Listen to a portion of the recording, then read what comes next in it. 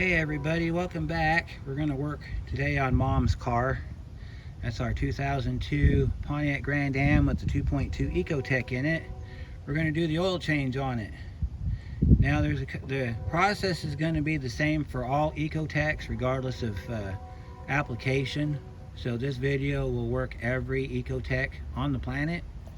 The only thing that might be different is how you access the filter, because some cars like the Equinox, the 2.4 Equinox, they have like a high pressure fuel pump that sits right here, so you gotta do some stuff to get to it, but the basic location's the same. It's all the same.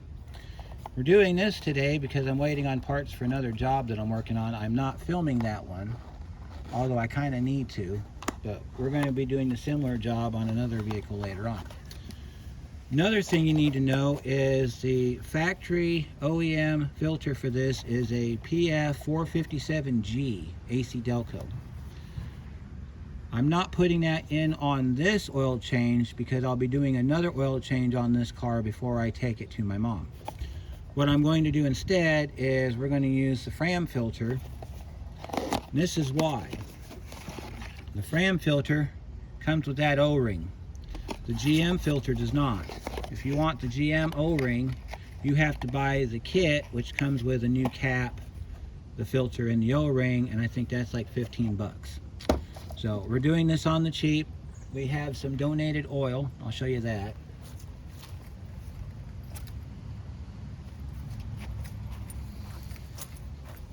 Here's our donated oil. It was in the back of the car. So I guess they were going to do the oil change, but they bought the wrong filter. They bought a twist-on filter for the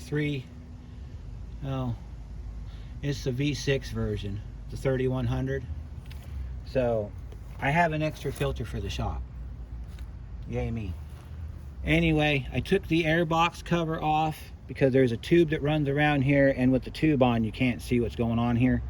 But when you do the job, you don't have to take the tube off. You can just go right for it.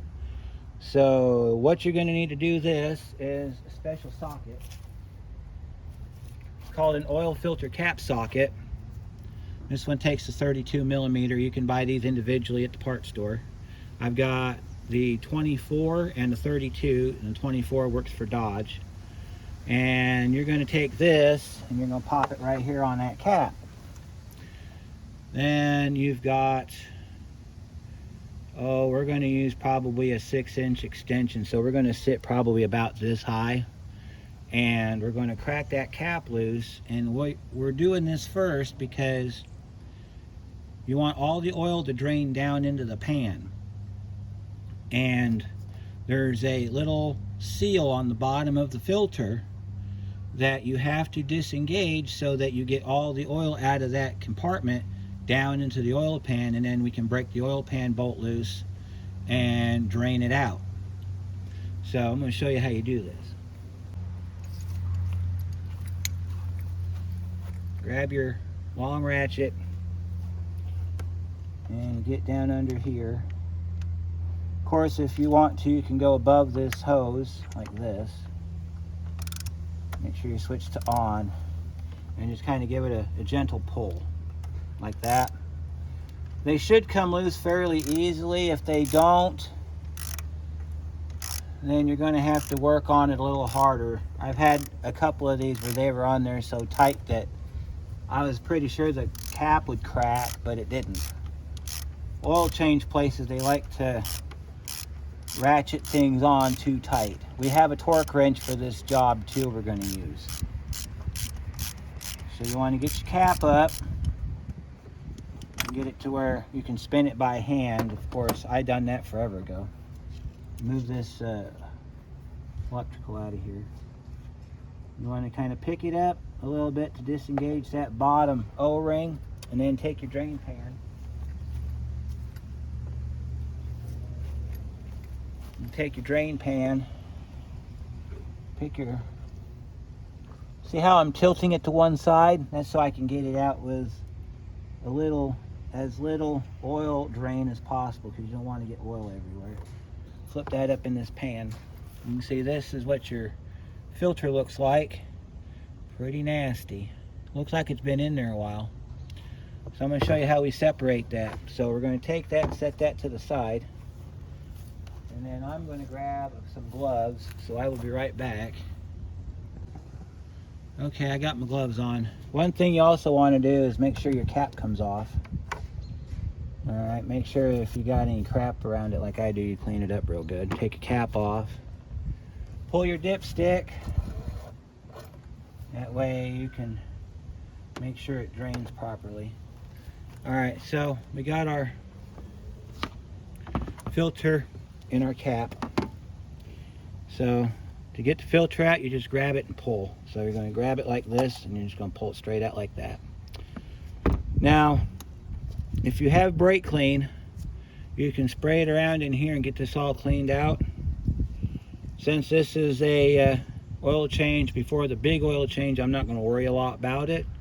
But when we do the big oil change next year, then we will definitely go through the process again, and that time we're going to spray it out real good. We're going to do it like we normally do it here at the shop. So you got this O-ring here. Take your pick, scoop it down inside there like this. Grab your O-ring, pull down as you go around like this. Get it to where you can grab it, and then that and that gets put in the trash. So we'll throw that in our dumpster bucket here.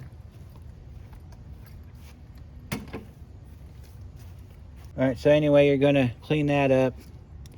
And I'm not doing that on this time because this is just a preliminary oil change. This is just because it's got bad. We're going to need to do an air filter on it. We're going to need to do oil filter on it again. We're going to have to do a fuel filter on it. So all the filters are going to have to be changed, but we're going to do them all at the same time. So this is just basically the process. Take your O-ring, and then you're going to pull it around your cap. Make sure it sits nice and solid inside the cap. Then to reinstall your filter, here's your filter. It just snaps back on like that. You want to make sure it sits even inside the cap. You don't want it being off on one side because there is a spring in the cap. So you just want to kind of walk it around a little bit till you get it figured out. And then also you want to oil this O-ring and this O-ring before putting it back in. We're not ready to do that yet because now we got to take our drain pan, put it under the car, drain the oil out of the bottom. Okay, we're under the car now. Your drain bolt sits right here. 15mm socket's what it takes to get it loose. Now, when you first start this, move your drain pan out of the way, because if the car's been sitting a while, or it hasn't been out much, or the last lube shop went nuts on it as far as tightening the bolt down, you need to give yourself some room. Now, normally what I do with this is I will take my hand and I will bang the ratchet till it breaks loose, okay? I've only had to use an impact gun on maybe 2 cars. And both those cars got new drain bolts in them. So, you shouldn't have to do much. A lot of the oil change places that I've worked at or have been to, they use a wrench on this. They don't use a ratchet. But I've always used a ratchet, never had a problem with it. That's what we're going to do today. So, take your ratchet, your 15mm socket. Get it nice and sit on here. Take your hand and smack it. See that? Broke it right loose. And then as soon as you get it broke loose to where you can spin it by hand, get your drain pan in position. And then go ahead and we're going to screw this out. And we're going to let this thing drain. Whichever trick you want to use to keep your hands from getting dirty, go ahead and do it. I've only been successful in keeping my hands clean maybe 3 times in the entire time I've been working on cars. Now see, this oil smells old, smells dead, smells nasty. I think there's a faint smell of gas in it, which is possible because the car did sit for a while. we got a drip going on, so we got to turn that around. And you can see on our drain right here, we have a rubber seal on the inside, so you want to make sure that you let this drain completely out. Then take a rag and wipe that down real good, clean off your drain plug. And then I'm going to do that, and then I'm going to show you how we put this back together. Bringing you guys some light to see the subject here. That probably looks a whole lot better than seeing darkness. Yeah, I hate the time change. Everything has to be wrapped up 2 hours sooner than normal, so, but you can see underneath the car, and it looks like we got a good car here. I don't see hardly any rust on the front here. This first I've been under here. I do like this front pan here. I don't think you can see it. This piece right here is held in by little wing nuts. I think it's pretty cute. When we get ready to do the coolant change on this car, we take this piece off the bottom. We can do our oil or our coolant change. So you want to get your bolt nice and clean. You want to make sure that rubber seal is nice and dry. We're going to let that drip just a few more minutes, and then we're going to get going on that. Now you're going to torque this down with a torque wrench, 3/8 drive torque wrench, set at 25 foot-pounds. So we got our torque wrench right here. We're going to put our socket off of our ratchet on here so we can go ahead and get ready to torque this down, and then we'll go up on the top, and then we'll finish this oil change up. So if you want to, you can take your rag and do a pre-wipe like that. Sometimes that'll slow it down. That, and you can also feel if there's any burrs or anything like that on the drain opening. There's none, so we're good. Take your plug, after you get the garbage off of it, take your plug, put it in the hole, and make sure that it threads good, because if it doesn't thread good, you might have to get another plug. Alright.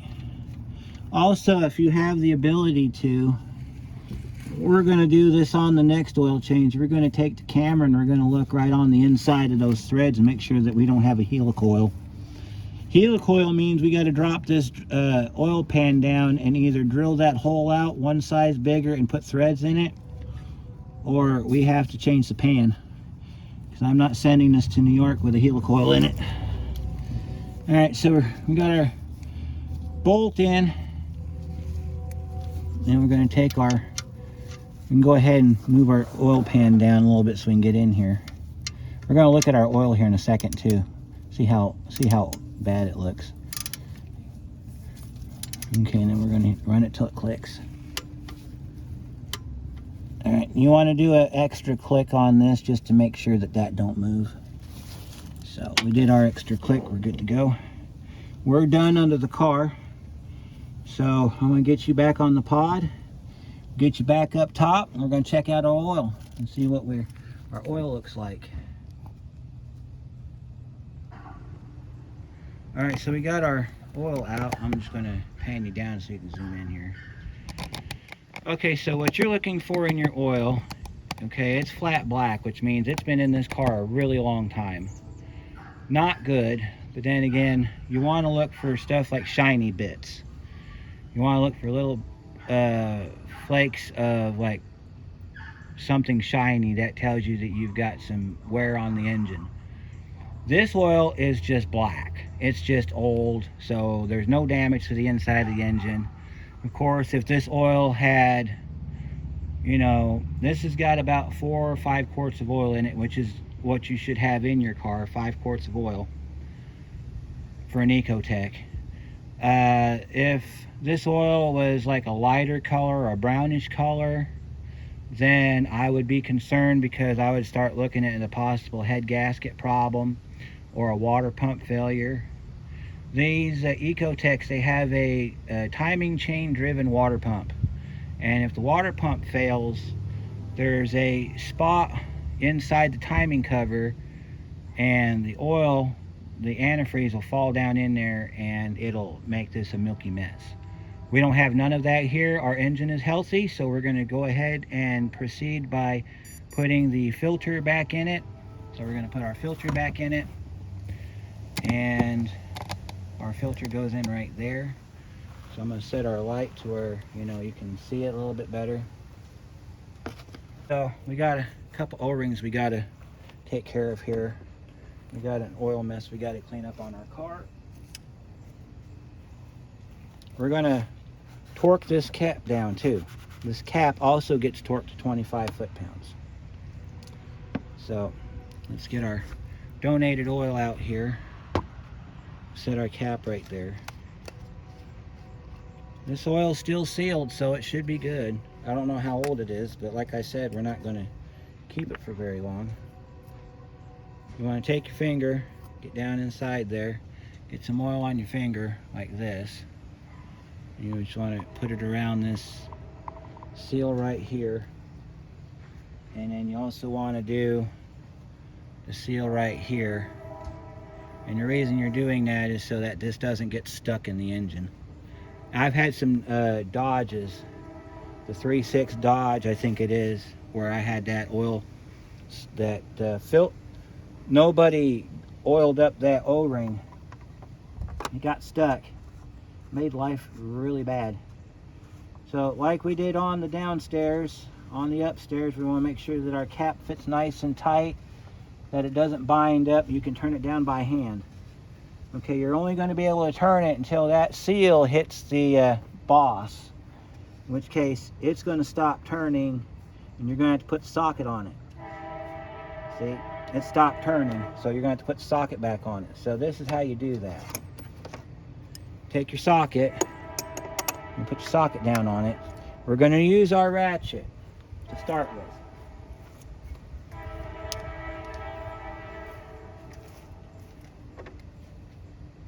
We're going to use our ratchet to start with, and we're going to tighten that down until it stops.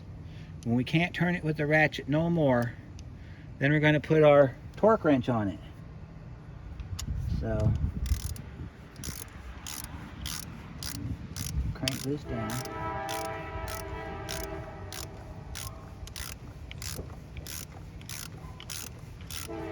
Alright, see where it stops? Alright, so now we're going to take our ratchet off. We're going to put our torque wrench on it. We're going to put it back down and wait for this train to go away, and then we're going to run it till it clicks. Alright, so we're going to listen for this to click. It's done. It's sealed. We're good. Alright, so we got our filter in and torqued. We got our drain plug in and torqued, or drain plug I should say. Clean off your dipstick. Make sure your dipstick's nice and clean. See? Make sure you're nice and clean on your dipstick. Alright. And we got to get our funnel and start putting our oil in. So, we got our funnel right here. Just takes a regular funnel. When you do funnels, you want to find the sweet spot. Every car has one. If you need to stick your finger down in here to see how it feels, where you can get a good grab on it, you can. I think this car does not have a sweet spot. So to do this, we're going to have to hold the funnel with one hand. We're going to have to hold the funnel with one hand and pour the oil with the other. Just make sure we don't make a gigantic mess everywhere.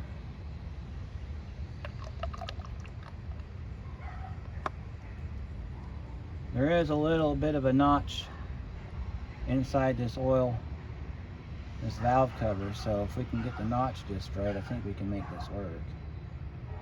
You got to pick your filter up about a small bit, like 1/8 of an inch, so you don't spill your oil everywhere.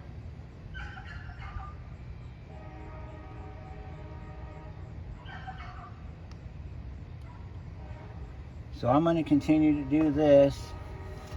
When I'm done, I'll bring it back and we'll start it up and run it. And we'll this car has a light on it we have to reset, and I'll show you how we reset the light. So it'll be just a minute and we'll be right back. All right, got all the oil in there. I just realized something. That's conventional 530, which is old school oil that they don't make anymore. So that has to be maybe 3 or 4 years old, because last time I did an oil change, well, the first oil change I did on my Buick, it was about 4 or 5 years ago, and that was the last time I was able to get some conventional 1030. The last oil change I did on that car was earlier this year, and it was synthetic blend. So yeah, this might be the last time this car sees conventional oil, because the next oil I get for it will be synthetic blend, because that's all you can buy anymore. Little things you don't know until you have to do it. So don't be surprised if you can't find conventional oil anymore. Synthetic blend's supposed to be better for the environment, I think. I don't know. So put our dipstick back down in the hole. We got to put our cap back on our. And you want to check your cap. You want to make sure your cap's nice and, nice and clean and everything. If you got excess dirt or something on your cap, you just want to wipe your cap off like that. So go ahead and put that back down on the car here. Now your cap may look different than this one, but it's basically an oil cap. Got that part done, but before we can run the car, we got to put the snorkel tube back on. So we're going to zoom you back so you can see where we're at here. We're going to put the air box back together.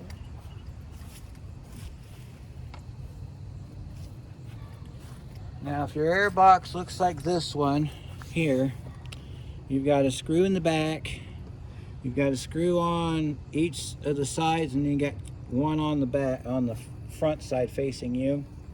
You'll find them. Take your tube, put it back on the throttle body cover. Do it nice and carefully, and then you want to line up your bolt holes with your screws, your screw holes with your screws. And then whether you use a Phillips or a flathead screwdriver, go ahead and just tighten these back down. Now I was trying to get this piece off, because that's the only piece you need to take off. Wouldn't come off. So since I have to check the air filter anyway, I figured why not. So tighten down our air box top, and then we will hook up our ambient air temperature sensor. I know I called that a mass airflow sensor in the last video we did, but that's an ambient air temp sensor.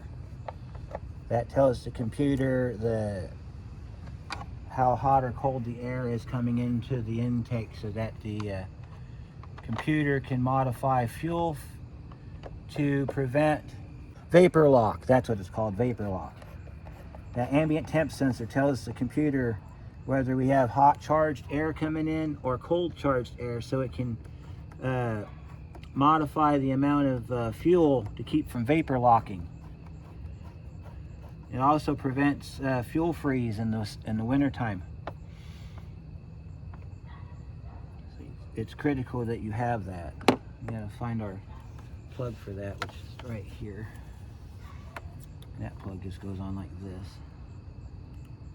Make sure that the plug, you get your weather packing out of it, and then you should be able to just snap it down in there. That's that sensor that we changed on our Buick. If you watched our last Buick video, we had to change the ambient air temp sensor because we had a OBD1 code for it. That's it right there. So moving right along, we need to clean up our area here, so we're going to get ready to start our engine up. So we need to pick up our tools. We're going to start the car. We're going to check to make sure that that's not leaking.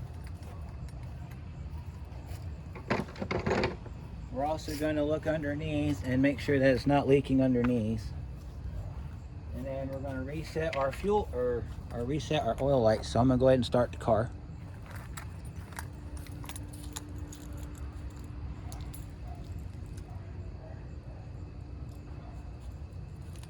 Oh, if you see the headlights come on in the background, it's because this car's got daytime running lights and it's dark enough to where it'll activate them. So I'll turn on the park lights so that it doesn't blind the camera too much.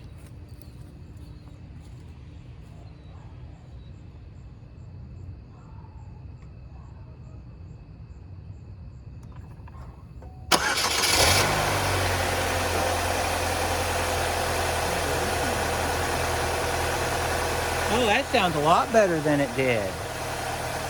Let that sit and run for a minute. We'll take our camera here and we'll do some investigations here.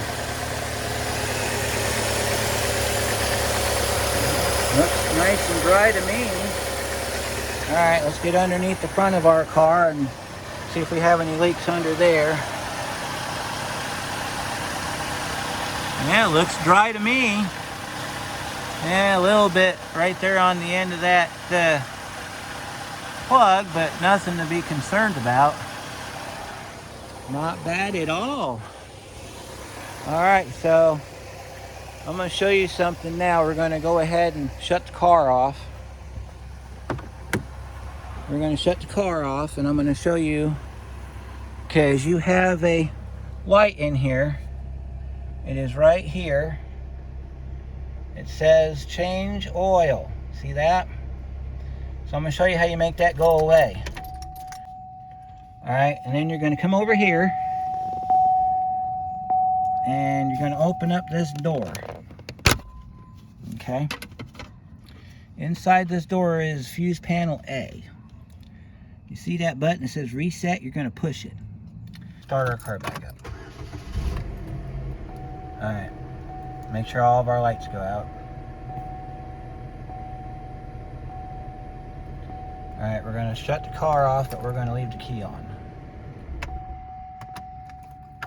We're going to push and hold our button. I'll find our button again. All right, see it's flashing. Push again until we hear it beep.